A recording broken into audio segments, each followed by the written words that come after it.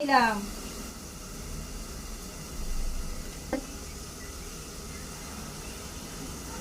লাল মরিচের গুঁড়া দিয়ে দিলাম।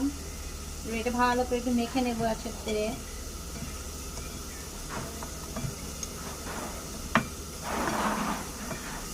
এবার এভাবে থাক, আমি কড়াইতে তেল দিয়ে দিই।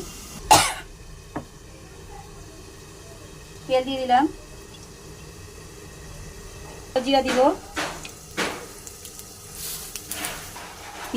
পেঁয়াজ বাটা, সরিষা বাটা, জিরা বাটা, কাঁচামরিচ বাটা। পেঁয়াজ দেব, পেঁয়াজ বাটা, আদা বাটা, রসুন বাটা, আদা বাটা, কাঁচামরিচ বাটা,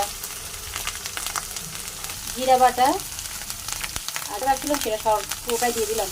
সরিষা বাটা, সরিষা বাটা, সরিষা এই হচ্ছে সরিষা বাটাই লাগবে।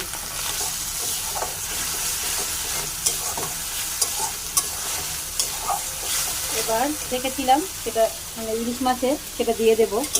মশলা বলতে কিছু না, হলুদ লবণ আর শুকনো মরিচের গুঁড়া, আর এখান থেকে তেল ছেড়ে দিয়েছে, এটা আমি ঢেলে দেবো।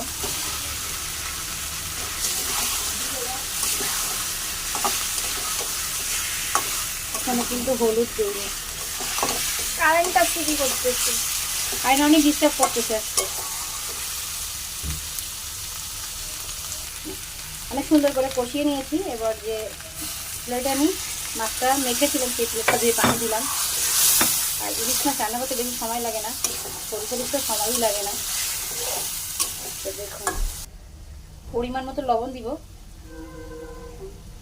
যে ডিমটা রেখে দিয়েছিলাম সেটা এখানে দিয়ে দিব আস্তে করে। লবণ ভেঙে যাওয়ার ভয় থাকে? হ্যাঁ, ডিম নরম থাকে তো ভেঙে যাওয়ার ভয় থাকে, এজন্য এই পাশে দিলাম এক সাইডে। এটা হোক, হ্যাঁ একেবারে ফাইনাল লুক দেখাবো রান্নার শেষে, তো সঙ্গে থাকেন।